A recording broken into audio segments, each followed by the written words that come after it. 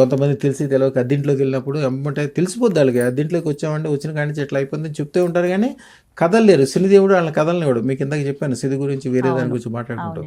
శనిదేవుడు మందుడు అంటే స్లో, నెమ్మదిగా వస్తాడు.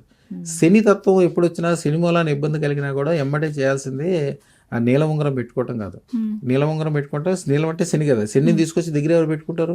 అవసరం చక్కగా 1 కిలో బెల్లం తీసుకెళ్ళాలి, శివాలయంలో శని దగ్గర పెట్టాలి.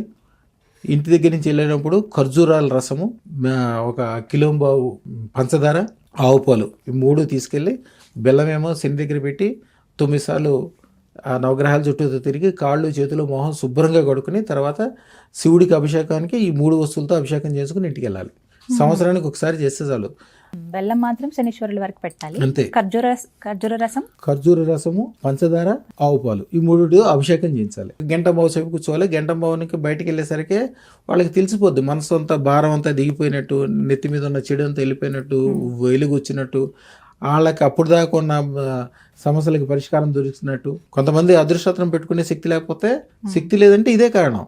అప్పుడు ఎమ్మటే వెళ్ళాలి, శివాలయంలో కిలోంబావు బెల్లం ఇవ్వాలి, శివుడికి అభిషేకం చేసుకోవాలి, స్వామి నాకు అదృష్టం పెట్టుకునే శక్తి ఇవ్వమని అడగాలి. అంతే. అటు 3 రోజులు 4 రోజులు వచ్చి పెట్టుకోగలుగుతాడు. డబ్బులు ఎటు నుంచి వచ్చేస్తాయి.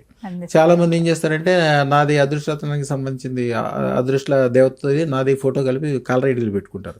ప్రతిసారి చూసుకుంటాం కదా అండి, ఎప్పటి నుంచో అనుకుంటుంది, అవలేదండి, పెట్టుకున్నామంటే ఈ పనులు అయిపోయినాయి, డబ్బులు వచ్చినాయి, అదృష్టం తీసుకెళ్ళాలంటే